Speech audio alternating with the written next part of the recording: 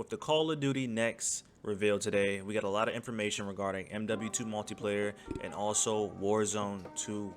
So I'm gonna just dive in mainly on Warzone 2 gameplay that we saw today and break down the differences between Warzone 2.0 with the regular Warzone that we currently play right now. So let's get into it. Now to start things off, I want to talk about some pros and cons that I particularly seen with the event itself. I can't dive too big onto certain things because I want to get my hands on it before I can completely give my ultimate review on Warzone 2.0. But it's a lot of things that personally that I did like. I watched the entire event from top to bottom, so we're gonna get into it right now. Starting with the pros. This is going to be a hot take. I was scrolling through Twitter and some people liked it, some people didn't. But me personally, I think this is going to kind of bring out the skill gap within Warzone 2. And it's a no loadout system. Now I get it. People liked Warzone because of the loadout. But this is why I think loadouts made the game worse. There was always a meta within Warzone. And we always tried to find something that was completely overpowered that lowered the skill gap in my opinion. All the guns literally shot straight. Like you can beam people across the map. I don't think that's a skill gap in my opinion. It's not even a battle royale. Now the loadout system was cool when it was first introduced because it was something new. It was cool. People thought, oh man, this is innovative. But over time, it felt like a ground war. There's no BR aspect to Warzone. You drop in, people are getting their loadouts in the first 2 to 5 minutes. There's no looting. You open a few boxes, you get your money, you get a loadout, you go sit in the building, or you can just beam people across the map because the guns don't move. How is that a skill gap?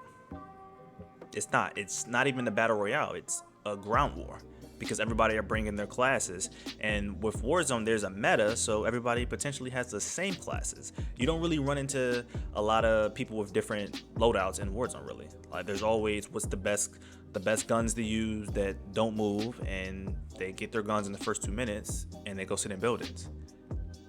Go play ground war. It's not a battle royale. So that's just number one that I liked.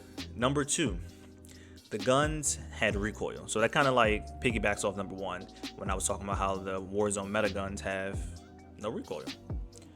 With Warzone 2, you didn't really see a lot of those gunfights. People were getting zapped across the map. People had to kind of tap fire, really had to, lead their shots, and it took some skill. And it reminded me of Blackout. Really reminded me of Blackout. Now, Blackout, you weren't getting beamed across the map. If people were hitting their shots, you knew you ran into a really good player. Same thing with Warzone 2. Now, I know people were still trying to figure things out, figure out what guns to use and what attachments to put on. But for the most part, people were missing a lot of shots. So it's going to take some skill to actually hit those shots. Number three thing that I did like is no slide canceling. That's another hot topic because people love to say, oh man, movement this, movement that.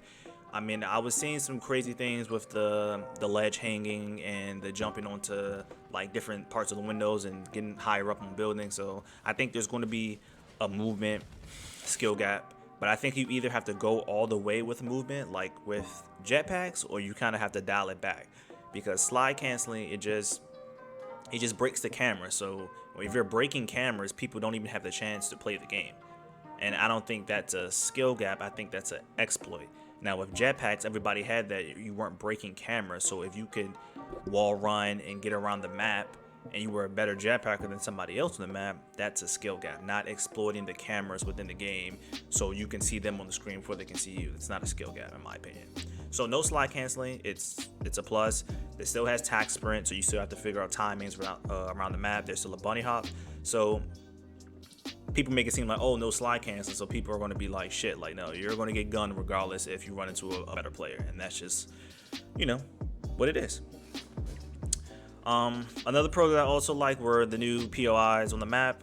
We got Terminal, Dome, High Rise, and probably some other, I think Quarry, not the one in the other Warzone, like it was actually Quarry in this one. So a lot of familiar POIs from MW2, which of course it is a plus. I mean, it just kind of brings back the nostalgia.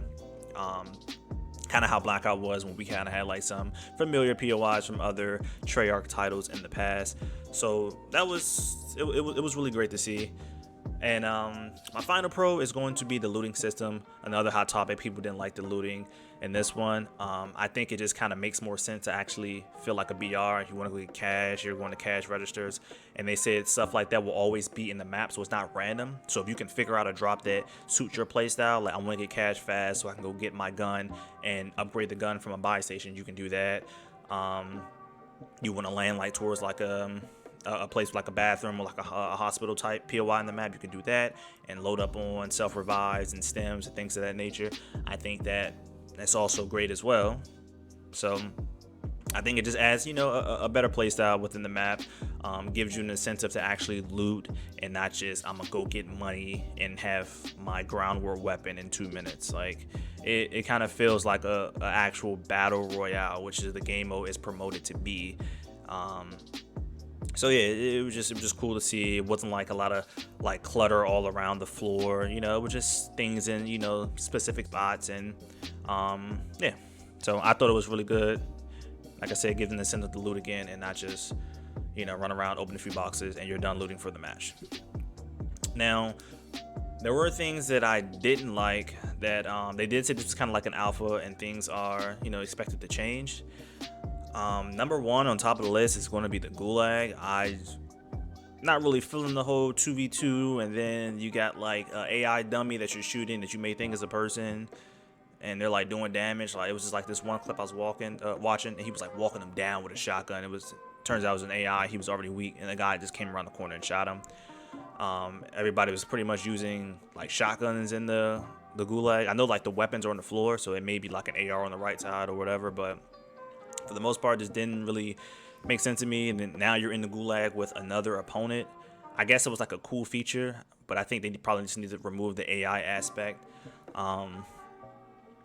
in the gulag. And that's actually going to tie into my number two, is the AI in the Warzone map. They didn't really explain if the AI was going to drop like extra loot or maybe like some extra money to go upgrade your weapon in the buy station. They were kind of just there. And I feel like it was just like a weird pace on the map because you don't know if that's a real person. Obviously, if it's an AI and you kill it because it's going to be shooting at you, you're just making noise so people can run up on you. You probably still going to be looting, and you're just kind of giving away your position by shooting AI. So that just doesn't make sense to me. I think you should just pretty much have the AI just in the strongholds that they said is going to be in the map that's going to have more loot. I think just keep them in there so we know where the AI is at, so it doesn't just make it, just so random. And the final thing is going to be the merging circles. I'm still not understanding how the circles work. I think, if it ain't broke, don't fix it. Just keep the circle the same. It closes in so we kind of know what's going on. Now the circle is like in 3 different spots and it like merges together in one, and like I just feel like that doesn't really give you an incentive to move, so people are going to be playing more stationary now.